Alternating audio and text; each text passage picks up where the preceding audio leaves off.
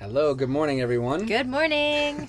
Welcome to another edition of Bonding Over Bacon, the Beach Edition. Beach Edition, Part 2. This time we're actually in our RV, and fortunately our neighbors just drove off, so it was pretty cool. We have a great view of the ocean right here. So we actually have a pretty good view of the ocean now. Yes. So pretty neat.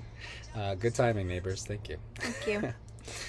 Safe travels. Yeah, we were talking about it this morning on all the different things that we've been learning as we've been living this RV lifestyle and still operating, our business, operating as educators to Johnny, and just really trying to also explore as, travelers in this new lifestyle. And we were just thinking about how the fact that there is no formal education or manual script on living an RV lifestyle. No. Even all the videos that we've watched, which have been incredibly helpful. Thank you to fellow YouTubers who have imparted their wisdom onto us, because we watched countless videos to learn what this lifestyle is like. That set the baseline of information, but it's one thing to watch it, it's one thing to read about it, it's a whole nother thing to actually live through it. Yes, apply it and do it. Yeah, and that's where I think the learning really comes alive. Well, we started talking, and that's why we're hitting record here. We started talking about, what is learning, and learning isn't just absorbing the information, it's applying it. Mm-hmm. Mm-hmm. So we talked a lot about what that means to us as individuals. How have we applied what we've learned in the different ways that we've changed and developed, and then what are ways that we're doing so with Johnny as well.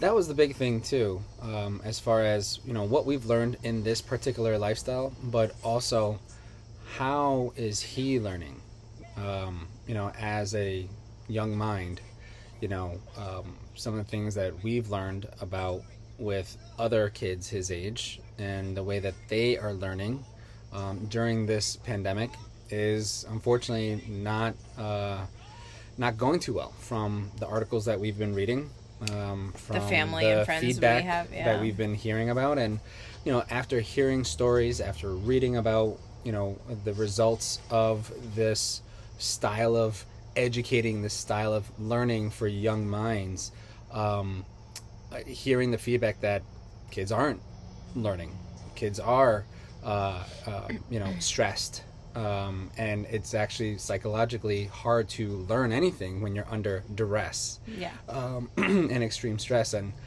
I'm just so grateful to Chelsea. I'm so grateful to having this type of ability to not only allow us to learn in a very fun, unique way, but also for us to support Johnny and teach him and have him learn in a very healthy, safe environment. Yeah. You were just reading a study how being masked all day limits your oxygen intake, and it has this psychological sense of control and throttling and silencing and obedience in a way that can be fairly destructive to a young mind. I always think when I read articles like that, the quote that you had shared with me from a psychologist, that's, give me a child for the first 7 years of their life, and I'll show you what the adult will be. Yeah. So it's a famous saying from Aristotle. Okay. Yeah. He says, give me a boy for 7 years, and I'll show you a man.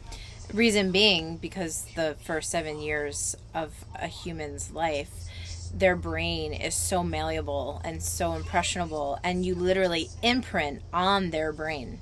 The human brain is able to be conditioned no matter what stage of life you're in, but the first 7 years are highly impressionable, and you literally leave like a imprint on them, and that's hard to, if it's negative or if it's adverse circumstance, it can definitely leave some long-lasting effects, and how that shows up is different for every person, every child, every adult. But just thinking about yes, we can't control for everything, and we're certainly not trying to, but what are the things that are within our capacity to be able to control, to support a healthy, good environment for Johnny to grow up in and to learn from. And you know, stoke his curiosity and his ability to just use his voice and his opinion and grow.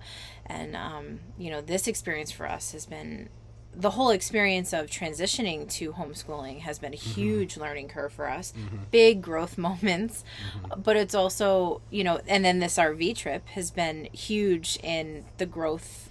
It's been a massive leap of growth for us. Oh my God, yeah. And he gets to also partake in that experience. Like, he gets to grow as well.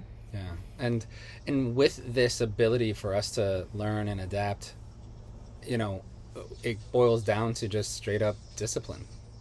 Like, straight up discipline in our daily lives. We can't let things go for too long. And while, you know, at home, there were simple things like just leaving the dishes out for a little bit longer, or relying on the dishwasher to, you know, clean it, or having the washer dryer in your home to, you know, just to do a quick load.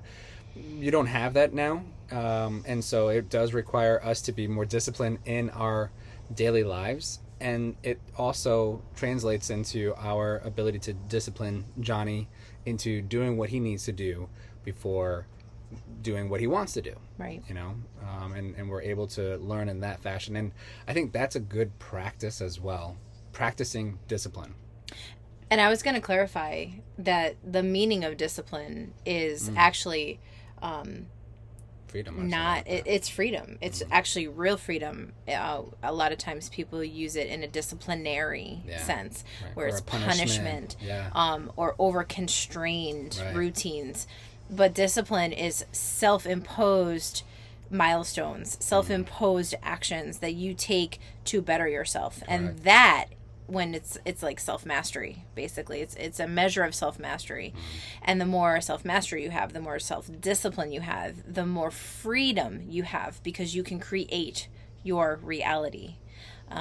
And so that's where, when we use the word discipline, that's how we're using it, in the sense that we have a regimen, but we're also very loose and very, you know, freedom loving, and we like to just do our thing. But in order to run a business and be successful, in order to educate Johnny and be successful at it, to maintain this lifestyle, to make sure our RV's clean and it's functionable and it's safe, there are certain things we need to do, and that requires self-discipline, self-mastery.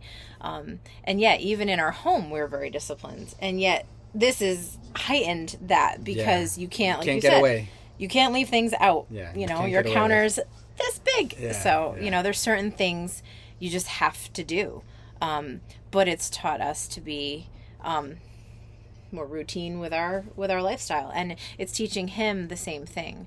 You know, he has now learned, when he gets up, he makes his bed, he starts at least his iPad learning before, while we're making breakfast and getting situated. He knows where to put his clothes when he takes it off, and he helps with some sweeping and some general cleaning, and he wants to. He offers, you know, can I help you with this, can I help you with that? Sometimes it's great, and sometimes it takes a little longer, but that's okay. We just lean into it, because that is learning, imprinting his own self-discipline. And it's learning, right? It is learning. I mean, when he's expressing interest in wanting to be part of the RV experience, well, it's like, okay, it's a lot easier for an adult to say, no, I got this. It'll be a lot faster for me to accomplish this particular mission when doing it by myself. But we have learned to take a step back and use that opportunity as a learning experience, parent to child, to learn how to properly sweep, to learn how to properly fold a clothes, to learn how to properly clean up after yourself, to, you know, clean out the sewage system, which is what he was interested in just seeing and doing yesterday. So while it may take a little bit longer, it's like you're technically able to, and I don't want to get too out of the box here, but you're able to fold time. I'm going to get into this. Okay. You're able to fold time by infusing two different activities in one time slot. I needed to clean out the sewer anyways. I needed to sweep anyways. but I also need to continue to educate and teach Johnny something new. And so engage with him, yeah. And it's an engagement. engagement. Engage with him. Yeah. So why not do all those three things in one activity? Yeah. So while that one activity may take a little bit longer, you're able to achieve 2 to 3 different things in that one particular moment. And leaning into it initially doesn't always take longer later or the next time. You know, even at home, we've never been the kind of parents who are like, oh, just get out of the way. You know, let me do this. Like, he'll help me at home. He'll help you mow the lawn. I mean, he takes his little mower out and he mows behind you. And he wants to be a part of it. He'll take his little scissors out and go trim the bushes, on his own accord. Yeah. But, like, he wants to be a part of it. And what will happen if we continue to say no? What will happen if we continue to put him aside and say, no, we got this. This is an adult thing. We move him away from, one, learning life skills, because let's be honest, he needs to know these things to survive and to thrive, to be an independent person. And also to say, like, you know, oh, we're not going to teach you that. Like, we're not going to, you know, do those things with you. We're not allowing him the opportunity to be curious and to be inquisitive and to match his inquisitiveness and his curiosity with the action of figuring it out. You know, he is even when we talk and we use like a new word that he doesn't know, he'll ask, what does that word mean? You know, and we will explain it to him. Another thing is that we would actually be punishing ourselves by not having him involved early on. Let me explain. If he was to express interest in mowing the lawn and I kept saying, no, you're too young, no. Or folding your clothes, it's going to take you, Johnny, too long to do it. I'm going to do it. It's a lot faster. You're not doing it. In the future, as he is older and able, by me continuously saying no, his mind is, I don't need to do those things. Mom and Dad got that. They'll do it. I'm not the one that needs to do it. Yeah. We would be punishing ourselves in the future. And him. I mean, you're disabling him from being capable, from expressing interest, and from doing it in the future. Because he'll be adverse to doing it because he's being rejected from the experience. Right. So that's sort of like how that's how Johnny is the way he is, because this is who we've been from more than just our RV life. Sure. It's heightened because it's a new experience. That's a good way to put it. It has heightened. But he is open-minded and open to the new experience too. You know, we check in with him to see how he's doing, and he's loving his experience so far, as we are. Yeah. All this to kind of zoom out and say, you know, this is why we've made the decisions we've made with homeschooling him and now road schooling him. And, you know, life lessons, learning happens fluidly throughout the day. It's not, I think there's also a misconception that learning has to be formal and it has to be sitting in a chair for 8 hours and listening to one person talk. Learning is experiential. That's again, going back to applied knowledge. So he is learning at a much faster rate through his experiential learning. And yes, we do learn nouns and verbs and vocab and math and reading and all the things, you know, that is part of a curriculum. But we enhance that too. Like, we do more than that. And it's more than what he's getting at school. And it's freeing, you know. He isn't feeling like he doesn't have to learn when he's not in the mood to, you know, like, as adults, there are days where we don't feel like doing something, and yet, like, for the most part, we try not to force it either. If it's not the right day, if it's not the right energy, it's okay. We'll do something else. Like, we'll do something more fun. Like, now we go for walks on the beaches, and we collect shells, and we talk about the ocean. I gave him, you know, my camera, so we go take some photography together.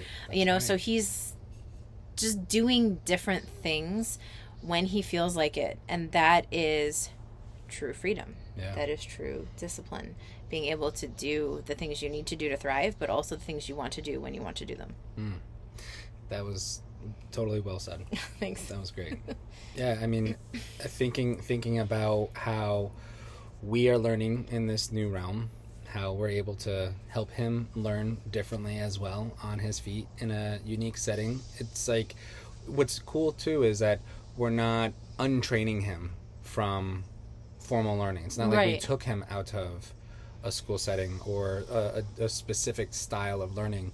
This is just something that he is growing into and realizing that it's important to think on your feet, to pivot, to adapt to your environment. Like as we are adapting, he's seeing us adapt and figure things out, and sometimes disagree on certain ways of doing things. Right. And we're using that as obviously teamwork and learning experience, but he's observing us working differently, and he too needs to realize he needs to operate differently. Right. And he sees us under a certain amount of stress. I don't think we exhibit stress too negatively. Like, you know, there are moments where we'll disagree or something, but he's observing how we resolve it, how we move beyond it, how we critically think our way out of the problem that we might have been facing.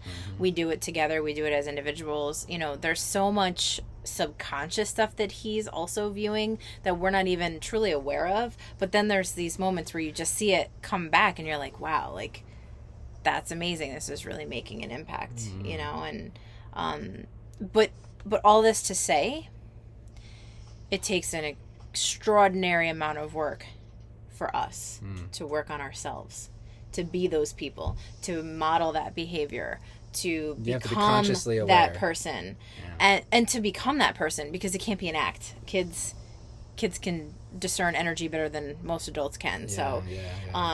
You know, he would pick up on passive aggressive behavior or sarcasm and negatively and use it against us. So like, it takes a lot of work on ourselves to be open-minded, to have a growth mindset, to be flexible, to be able to pivot, to be a team, to value the other person's opinion.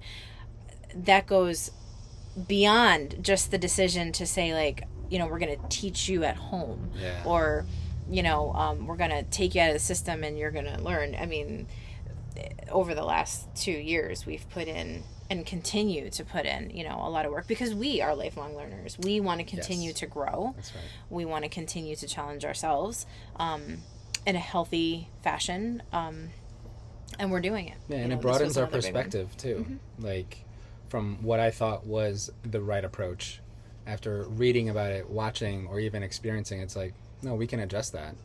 We totally can, and we have. So by being a lifelong learner, it allows you to then pivot. It allows you to even live a different life, which is another thing we were kind of talking about. You know, how many lives can someone have? You only live once. You only live once is what, you know, we continue to hear. But then, you know, we keep reflecting on our history and our lives, and it's like, no, I think we've lived like 3 different lives over the last 20 years. And what's to say we can't live a different life 5 years from now? Yeah. You know? It's all part of your individual human experience. We're all here to have experiences, and sometimes, a lot of times, we get stuck, you know.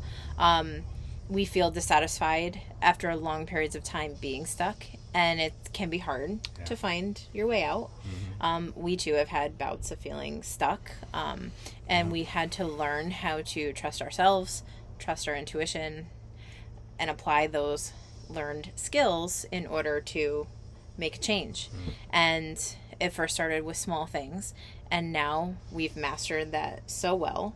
We're making big changes, but we're doing it in a way that is conscious. It's conscious awareness, and it's planning, and it's learning and growing, and that fluidity of just being able to evolve and giving ourselves permission to evolve, instead of being stuck. And I know that I work with a lot of people as a life coach, and obviously us as entrepreneurial coaches and stuff, like financially, everyone gets stuck every now and then. But how can you apply what you've learned in small ways that will add up to then make big changes in your life, to get unstuck? If you're not happy with the way your child's being educated, if you're not happy with the lifestyle you're living, if you're feeling like you're too dependent on a job that you hate, like, there are ways to make changes. Absolutely. No one is actually stuck. Stuck is here. If we work on this, you become unstuck. And then you can apply that to whatever in your life. And we are living proof of that. Absolutely. Positively living proof of that.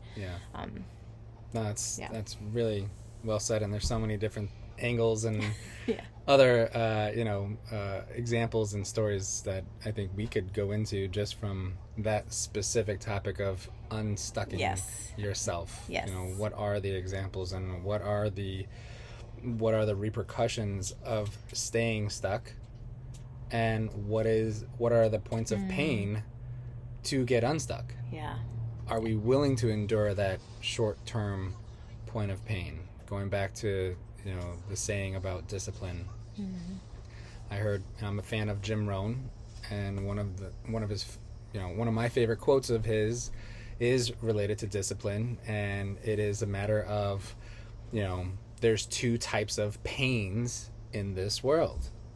There's the pain of discipline, and there's the pain of regret. Discipline weighs ounces. Regret weighs tons. What point of pain are you willing to endure? And so many of us live with regret. I would say that's probably one of the greatest pains that a person can live with. Yeah. But a study showed, that there was a survey done with people in their late 80s, and they were asked to reflect on their life and talk about some of the joys that they've had, but also list what some of their greatest regrets were in life to help younger folks learn from them. And there's obviously so much that we can learn from our elders. Yeah. But the regrets that people shared were the ones that they didn't do. I bet that was a long list. It was a long list. That's sobering. But it wasn't, they didn't regret the things that they did as much as they regretted the things they did not do. Wow. And so staying stuck because it's either safe or because it is what others want you to do. Yeah, that's a big one. Say that again. Staying stuck because it's safe or it's because what other people want you to do can lead to lifelong regret. And an unfulfilled lifestyle. It'll leave you questioning. Things. It will leave you questioning yourself for a very long time. And when we think about the decisions that we've made to step far outside the box of our what we would consider norm, and do something like purchase an RV, to operate remotely, to explore different cities that we've never been to before, be closer to nature. Be closer to nature, which I absolutely love. I absolutely love that too. As a matter of fact, we're going to go for a walk on the beach probably when we're done with this. Yeah. I think that understanding the difference between the pain of discipline, the pain of regret, asking yourself when, life is a bit hard right now, do you just continue to do what you're used to doing? It's like the pain you are familiar with versus the pain that you're unfamiliar with. Yep, that's another good saying. Yeah.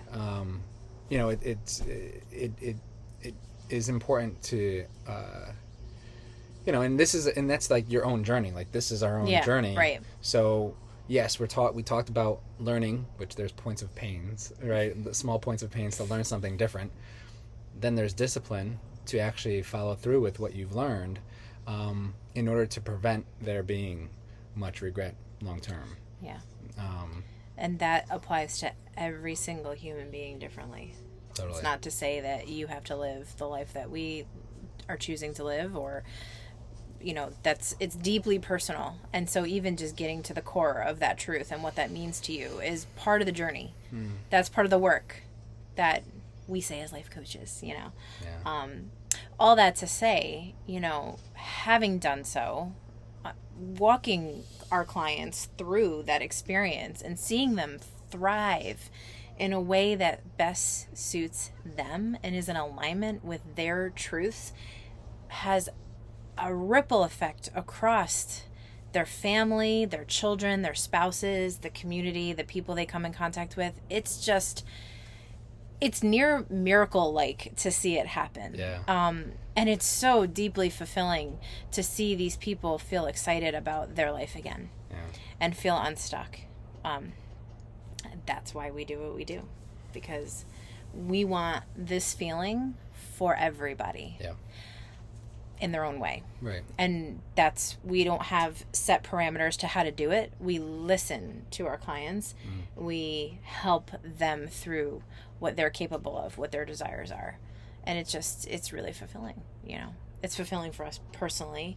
It's part of our journey. And it's also awesome to see somebody get out of their own mind and get out of their own way again and feel like they are in control of their life and that they are living life and life isn't living them.